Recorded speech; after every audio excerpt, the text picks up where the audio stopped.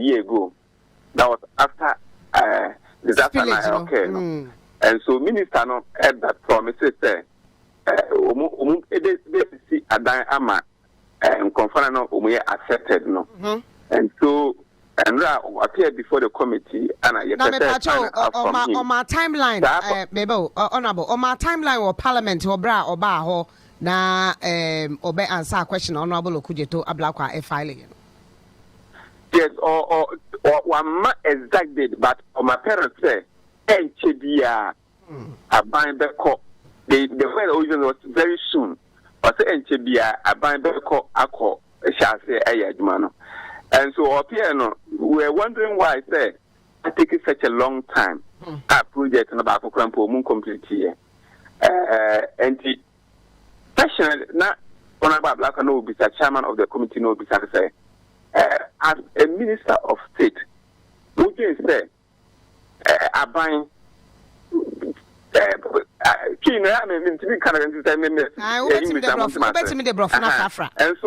so that person of final out for him as a minister of state, or you said, government, is it okay by him because at the when at all, not say a take 1 year.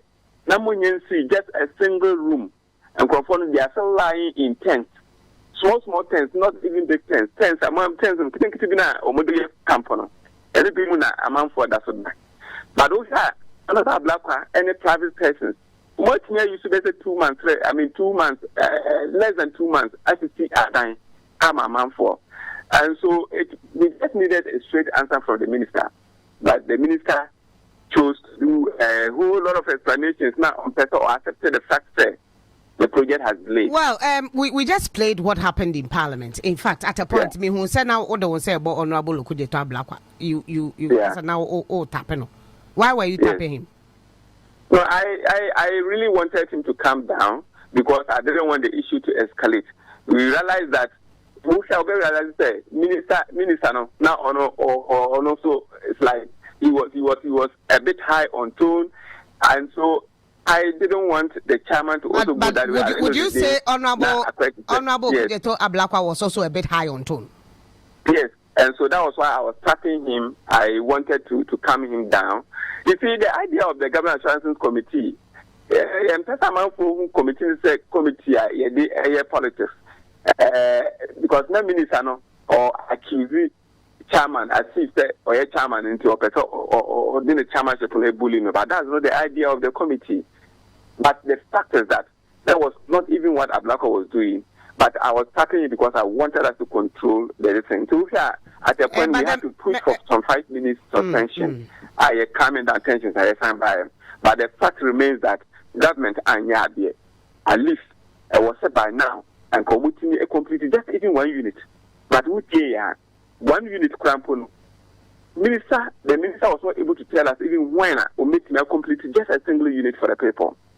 And so yesterday what he was saying was that in 14 days time, any regional minister, any coordinating council, the projects, then from there they can report to us even when they can begin the 1,010 units, 1,050 units, I know they crumble much I say, but it's delayed. And so it's not just appropriate. It's not appropriate. So a man for best suffer such a disaster. It's not any they are suffering for all Ghanaians to benefit, not just even Ghanaians, but other countries to benefit from the electricity. And so we really have not been fair to the people as a country. But that assertion is legitimate. What you're saying now is legitimate. But what brought about this? Did you see the chairman's posture as he was being personal because it's his constituency, and how he went about the questioning? Probably brought about the. Apart from that, madam, he wasn't personal. The fact remains that government has not been proactive. And I agree. Me, as the owner of a question, I would have also interrogated. Who shares in a question now? No, the choice of words is what I'm talking about. The choice, because that was what the minister was also arguing about, that you are saying they are insincere, you are using red herrings, and then other words to describe what has happened there, and it sounds like bullying. No, the minister started with some accusations. And even what the minister raised was not part of issues that they are dealing with. Oh, so the minister raised an issue with, say, so they withdrew the military from the site and said, military, no, or say, Ablakwa, and the way he described it is like Ablakwa the control. So he was insincere. Onua Ablakwa also made him aware that the government has not been sincere to the people, and so it's both of them were quite high, and we can't blame this on Ablakwa. Said his choice of words were not good. He would say if it was a minister, he would have said some. If it was me, because my own questions, if it comes to my questions, there was a question on roads from my constituency. I equally had to query the minister on that. If you followed even the road issue, realize that I asked the minister, say, on his campaign in Ejiso, or catch a man for say, opposition member of parliament, or better, but or no other lobby for roads. So when I raised that issue yesterday, for instance, it felt bad, but I insisted on it because you said it. You see, so sometimes as human beings, we should put ourselves in the shoes of the person talking. This is a constituency of the honorable member, and so he will want to go further to at least get government commitment to his people.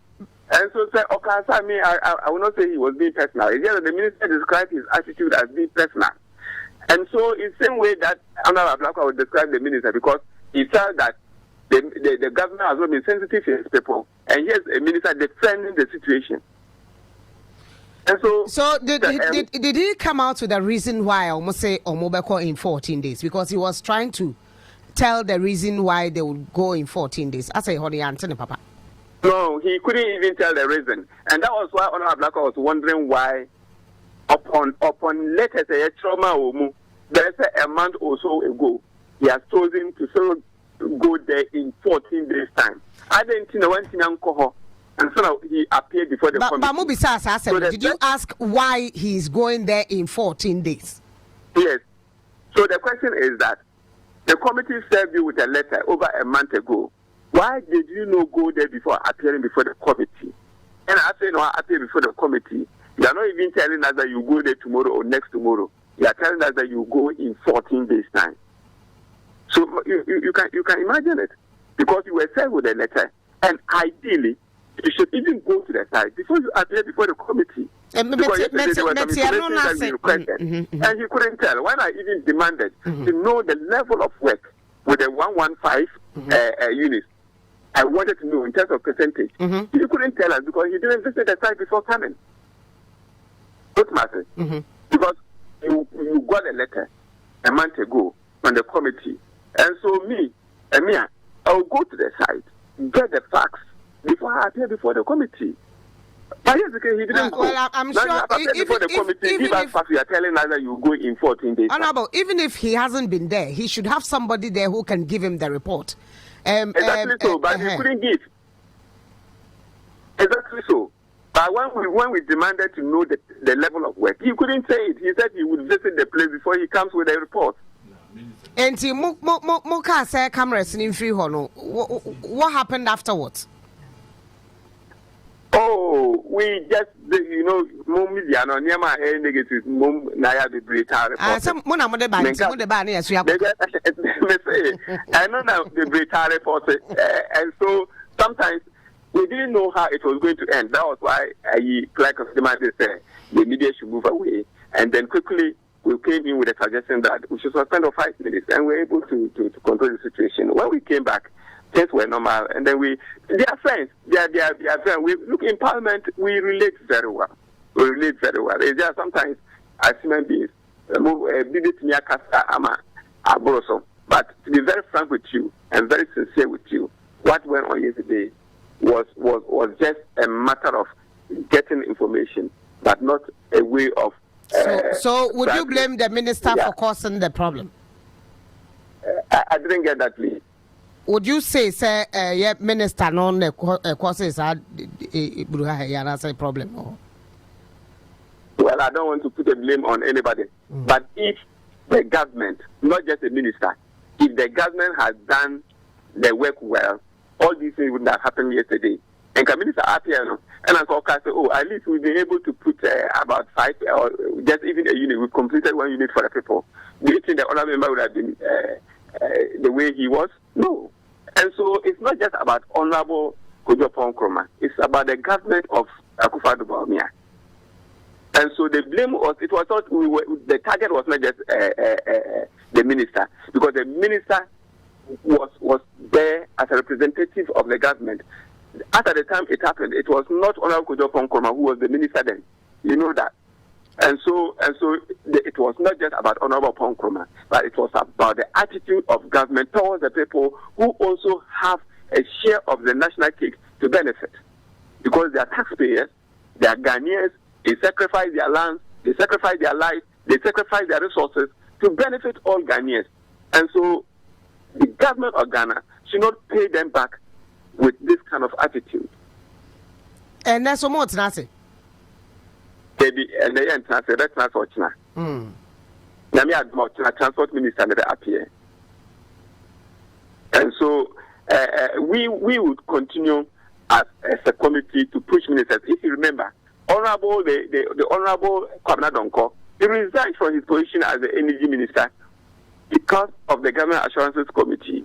Because he had made a promise and gave deadlines. And when the deadlines came and he couldn't fulfill the promise, as a minister who, in fact, very diligent, who had attitude, he felt that he failed Ghanaians, and so he would move out. And that was why Honorable Kwabena Donkor resigned. Look, it's because this government sometimes it's difficult to understand them. Honorable Makwata appeared before Assurances Committee somewhere last year. That day I was the very person who asked him this question. He talked about roads in Azim Town roads. Many we can say, Oko Azima, Omutan roads, they are so bad. When he appeared before the committee, he gave deadlines. I insisted, I asked him whether the deadline he was giving, because that was the 10th time he was giving the deadlines. The question said, was he putting his job on the line? He said yes. But that man never resigned until Akufo-Addo released him of his post. He failed to do the work, but he didn't resign. And so it takes a very committed person. It takes a person who values his dignity to resign as a member of this government if he does not achieve what he promised people that he will achieve. And so Government Assurance Committee is a very serious committee. If you appear before that committee, you're supposed to be very diligent, you're supposed to be very diligent, you're supposed to be very committed. If you appear before the committee and you don't behave well, you could be punished for your attitude. And so ministers appearing before Government Assurance Committee must appear. Likewise, the people who are also in charge of the committee. I'm sure our political attitude when we are sitting as a committee. The committee is non-partisan, and that is why the committee is chaired by a member from the opposition. In fact, the past years it was chaired by the ruling government, but we realized that no, with that work was not going on well, because we went to understudy other parliaments, especially in India.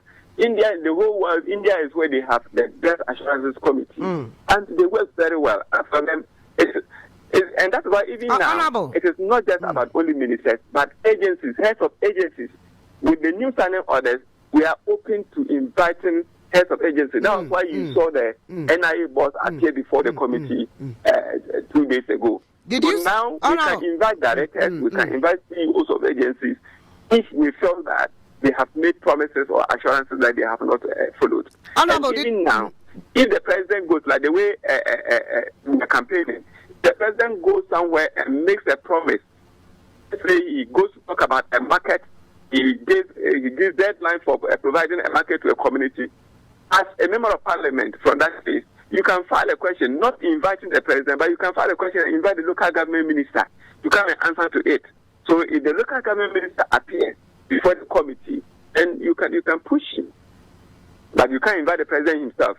But the standing orders now allow us to invite the heads of institution to appear before the committee. Honorable, did I hear you say you don't wear any political wig at that assurance committee? You are not supposed to. So. Would you say the line in that case, if I may ask, the line of questioning from your chairman didn't it sound a bit political to you? No. How political were these? Accusing the government. As a government, madam, Yes, we are a member of parliament for a constituency. This disaster has occurred in your constituency. No, I agree with you. I agree with you that it has delayed. I agree with you that that attitude now by almost getting to a year. It's not a year, but it's getting to a year. I mean, at least there should be some commitment or some level, at least, as you said, compensation price at the moment. When we expect government to do more. I agree. Yeah. But my question is the question or how he went about questioning. No, it didn't sound political to you. How did you go about it? Maybe if you could let me just remind me with one question that I would listen to and see whether it's political, because I felt that he was not being political. He was doing his job as a chairman of the committee. I'm only asking a question. I asked if it didn't sound so to you. No, he didn't. All right. He didn't. Martin. He was only probing. He just wanted to get the minister to commit himself.